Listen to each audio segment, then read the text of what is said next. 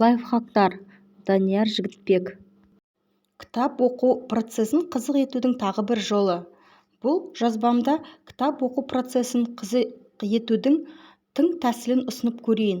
Менің 20 шақты шәкіртім бар дейік. Мысал ғой, олардың арасында кітап оқу жарысын ұйымдастырам. Шарттары мынадай. Әр бала бір айда мен ұсынған 3 кітапты оқып бітіруі керек.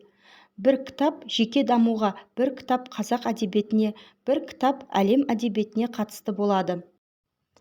Олар кітап оқуға кіріспестен бұрын 10 сұрақ дайындап, оларға алдын ала беремін.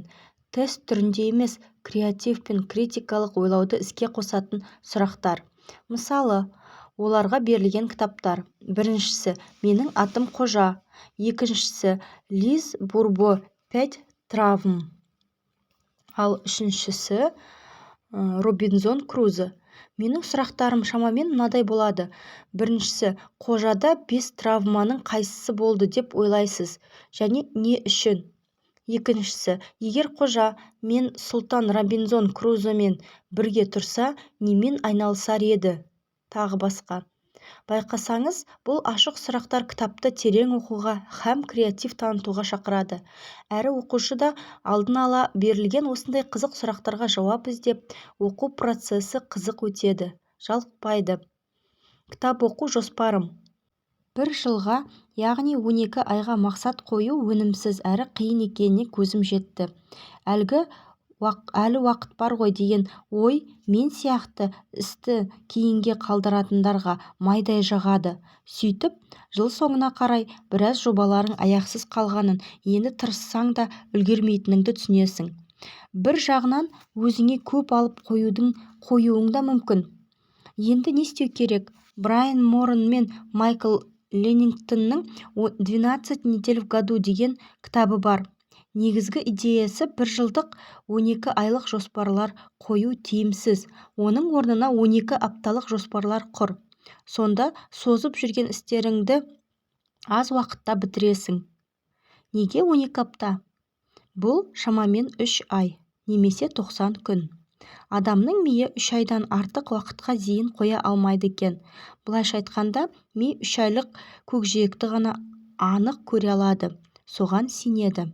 Яғни 3 айға дейін неге қол жеткізе алатынын дәлірек топшылай алады. 12 ай тең 12 апта деген формуланы алайық. Біз енді 12 айлық жоспар құрмаймыз.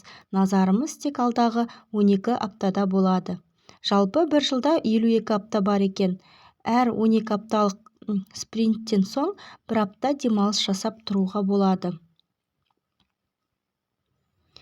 Яғни 12 апта бойы мақсаттарыңа жетуге тырысасың, сосын бір апта қорытынды шығарып, келесі 12 апталық, яғни жаңа жылыңа жоспар құрасың. Мен кітап оқу жоспарымды да осы 12 апталық жылға негіздедім. Жалпы көп кітап оқудың қажеті жоқ. Тек интеллектуалдық қажеттіліктеріңді өтеуге керегін ғана оқу керек. Менің кітап оқу жоспарым мынадай. Оқитын кітаптарымның тақырыптық аясы 5 саланы қамтиды. Байлық һәм билік, жеке даму, руханият, ғылым, көркем әдебиет. Өзімнің өткен жылдардағы көрсеткіштеріме қарасам, 12 аптада әр саладан 3 кітаптан таңдап, барлығы 15 кітапты оқуға талап қыла алам. Барлық сала қамтылуы тиіс, баланс үшін. Оқуым керек сүресінің сыйымдылығы 15 кітап. Ол жерде алдағы 12 аптада оқуым керек кітаптарымның тізімі жазылған. Сала бойынша бөлінген. Әр салада 3 кітаптан. Келесі 2 сөреге назар аударыңыз. Бір кітапты оқимын деп алсам, оқып жатырмын сөресіне жылжытып қоям. Осы жерде 2 ереже бар. Оқып жатырмын сөресінде бір мезгілде әр саладан тек бір кітап қана тұра алады, яғни бұл сөренің сыйымдылығы 5 кітап. Екіншісі, оқып жатырмын сөресіндегі кітапты қайта орнына қоюға болмайды.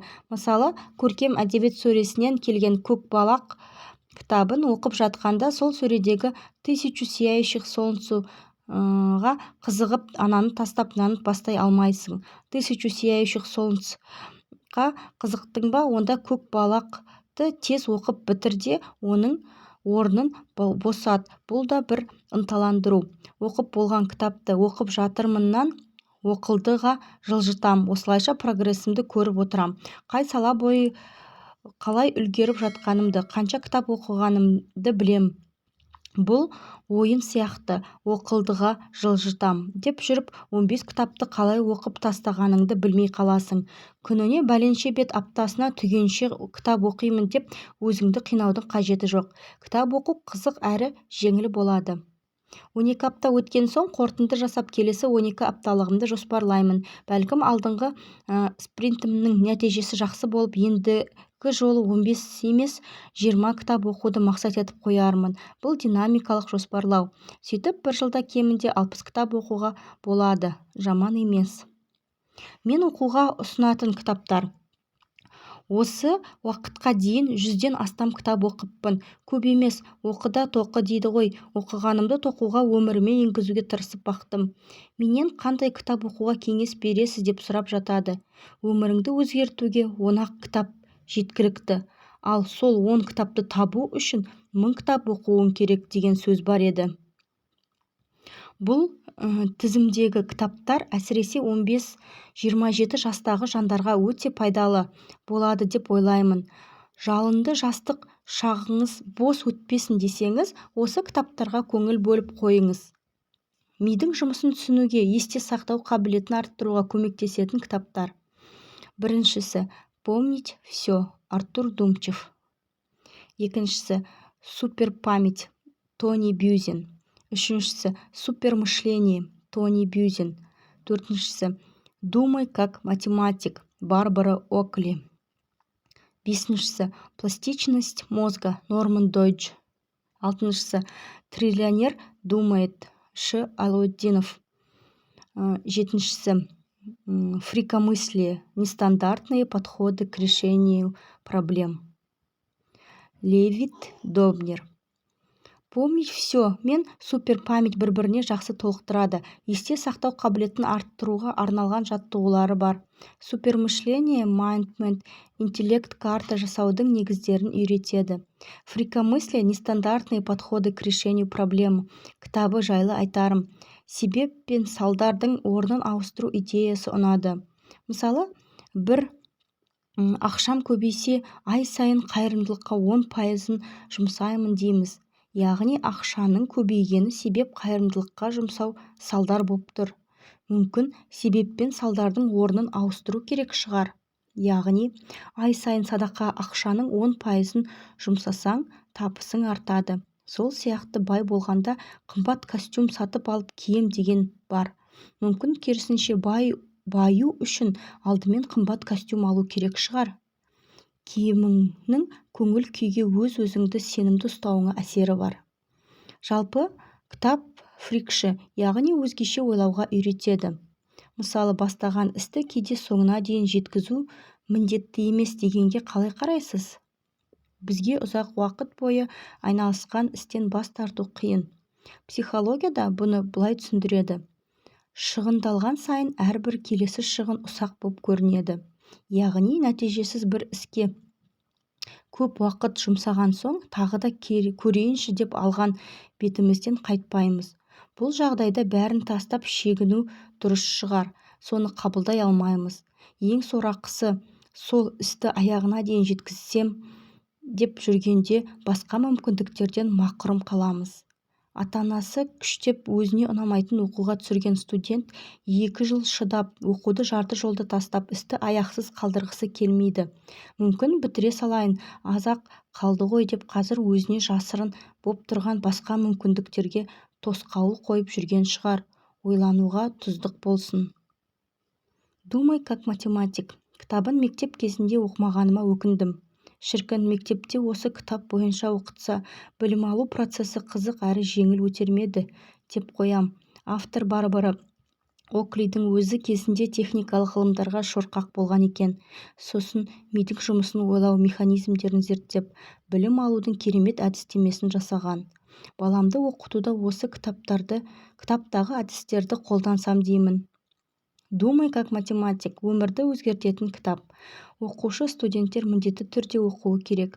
Отбасы психологиясы бойынша кітаптар 5 языков любви, Герри Чемпмен, Мужчины с Марса, женщины с Венеры, Джон Грей, Он и она, Шамиль Алаутдинов, После 3 уже поздно, Масару Ибука. 5 языков любви жайлы келесі бөлімдерде кеңірек жазамын. Отбасындағы көп мәселе әйел мен еркек бір-бірінің психологиялық ерекшеліктерін білмегендіктен туындайды. Осы олқылықтың орнын Джон Грейдің «Мужчины с Марса, женщины с Венеры» кітабы толтырады деп ойлаймын.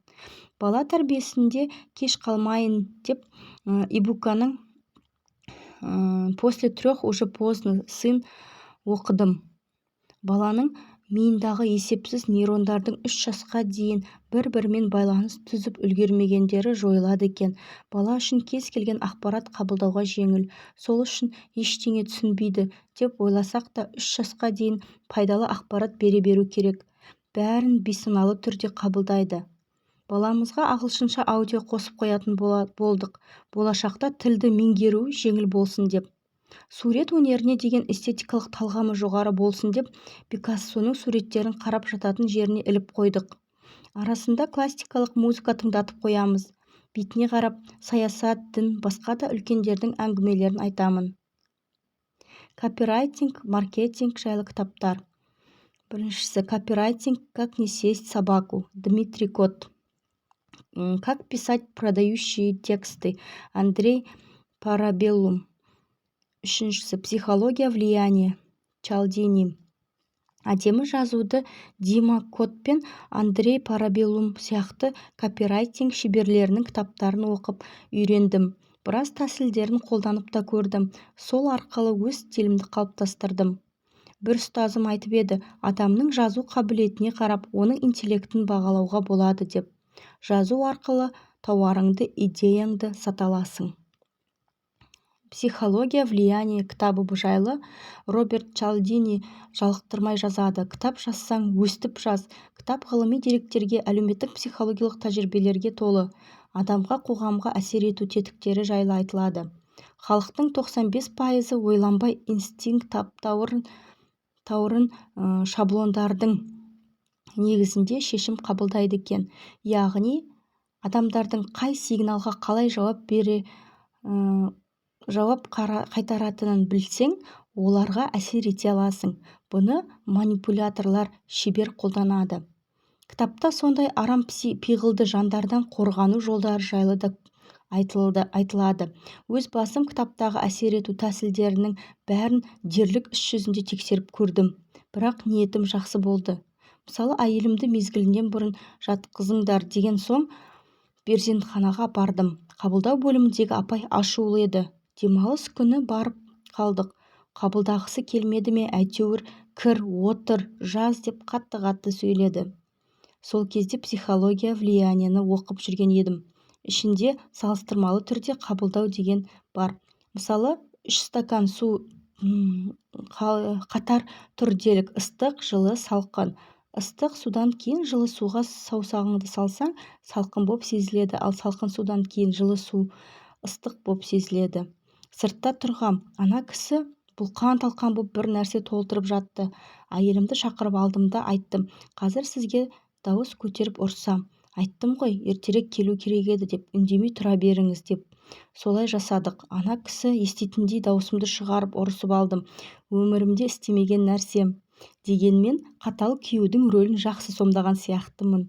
Әйелім айтады: содан кейін ана кісі 180 градусқа өзгеріп кеткендей жанашырлықпен жылы сөйледі ғой, күлкімді әрең тиіп отырдым деп.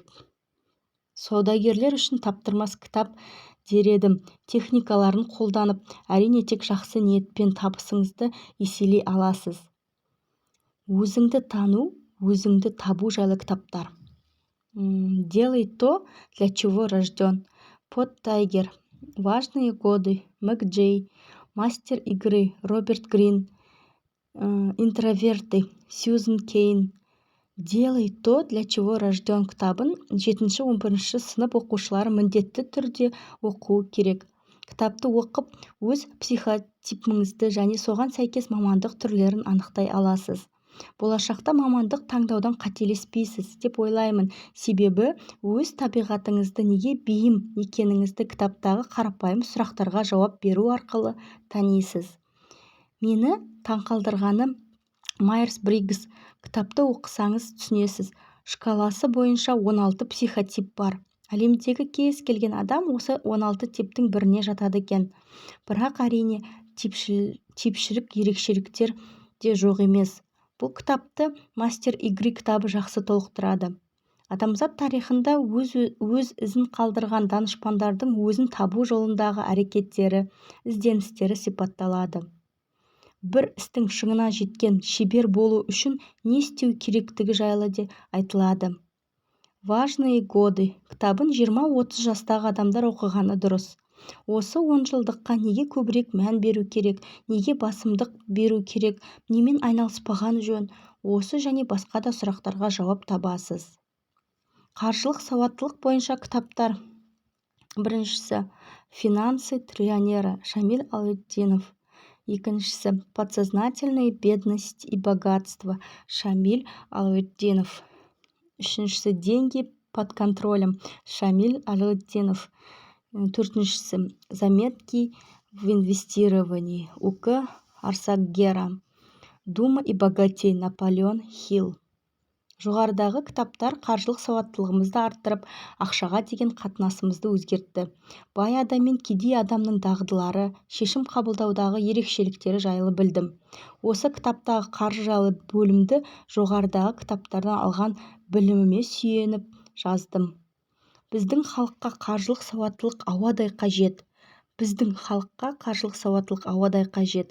Қарызға батпау үшін, қаржылық тәуелсіздікке жету үшін, бақытты һәм қамсыз болашақ үшін қаржыны дұрыс басқаруды үйрену керек. Өнімділік жайлы кітаптар. Біріншісі «Как провести дела в порядок. Искусство продуктивности без стресса» Аллен. «Шаг за шагом к достижению целей. Метод Кайдзен» Роберт Майерер. «Жизнь на полной мощности» Джим Лойер Тони Шварц. «Беспредельная власть» Тони Робинсон. «Привычки на $1 миллион» Брайан Трейси. «Цель – процесс непрерывного совершенствования» Голдрат. «Жизнь на полной мощности» кітабы өнімді болу уақытты басқара білу емес, энергияны басқара білуге байланысты екенін түсіндіреді.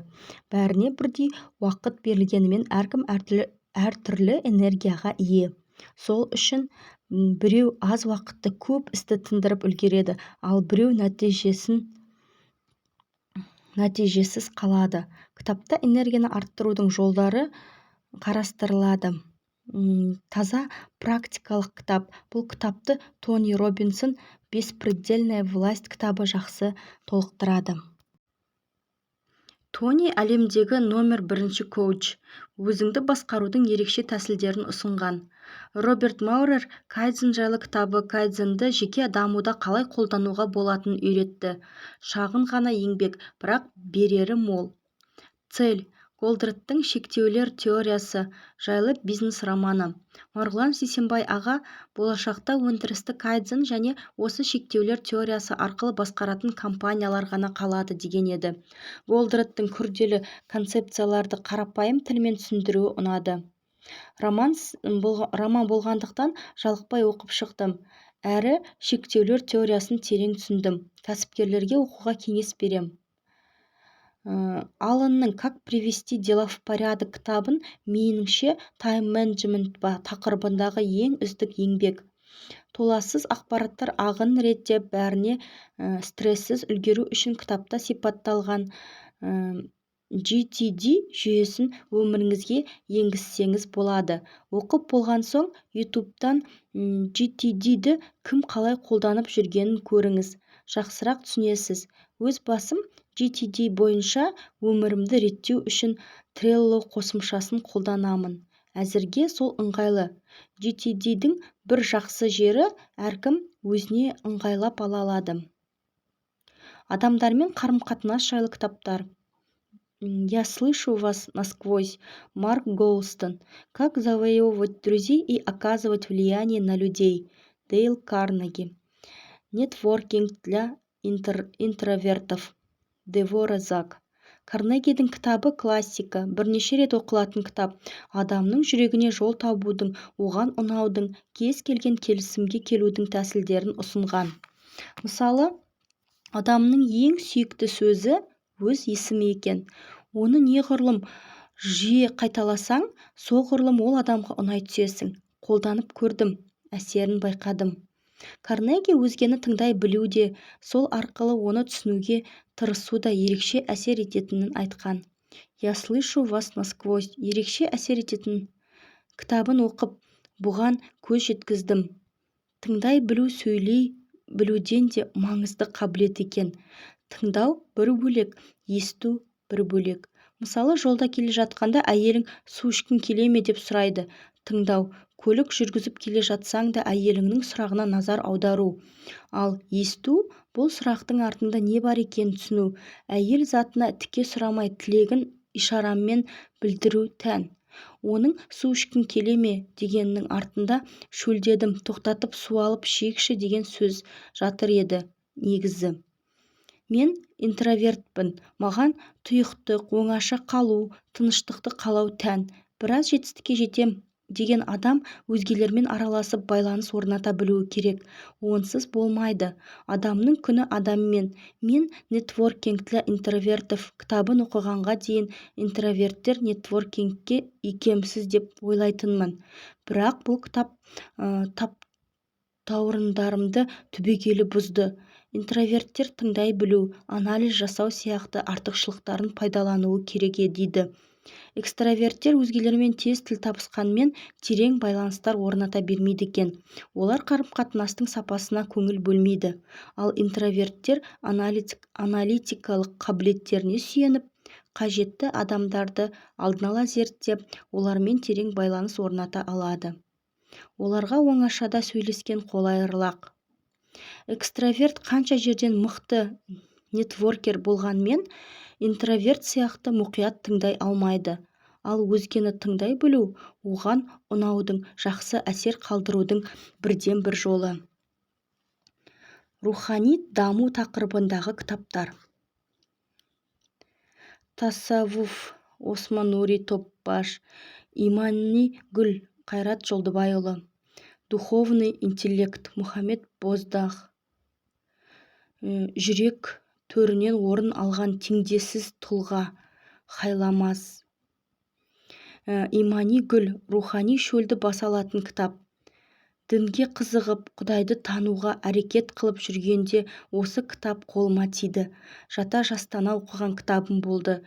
Көптеген сұрақтарыма жауап таптым. Жоғалтып алған затымды қайта тапқандай күй кештім. Қайрат Жолдыбайұлының бұл кітапты үлкен ізденіспен жазғанын байқадым. Ислам адамның мінез құлқын кемелдікке жеткізу үшін жіберілген дін. Тасаввуф сопылық деген тармағы бар. Жүректі тазалау, нәпсіні тәрбиелеу, мінезді көркемдеумен шұғылданады. Топбаштың тасаввуф кітабын оқып, ең алдымен өзіңді рухани жетілдіруің керек екен. Ең мықты адам рухани бай адам екен түсіндім. Рухани интеллект дегенді естуіңіз бар ма? Жалпы интеллекттің түрлері көп. Эмоционалдық интеллект, практикалық интеллект, тағы басқа. Интеллектіңді дамыту үшін кітап оқып, ой жүгіртіп, ақылды адамдармен кеңес құрасың. Қолың жететін нәрсені ұстай аласың. Қолың жетпейтін нәрсеге көзің жетуі мүмкін. Көзің жетпейтін нәрсеге ойың жетуі мүмкін. Ал ойың жетпейтін нәрсеге рухани интеллектіңмен жете аласың. Мұстафа Боздақтың Аттас кітабы ерекше әсер етті. Бұрын соңды ондай кітап оқымадым. Исламға қызыққан адам Мұхаммед пайғамбардың, Алланың оған игілігі мен сәлемі болсын, өмірбаянын оқудан бастағаны дұрыс деп ойлаймын. Мен оқыған сиралардың ең үздігі жүрек төрінен орын алған теңдессіз тұлға деген еңбек. Құрғақ баяндау емес, көркем әдебиет стилінде жазылған. Кейіпкерлердің образы жақсы ашылған. Оқиғалардың ішіне кіріп сол кездегі жағдайды терең сезінесің. әдемі туынды.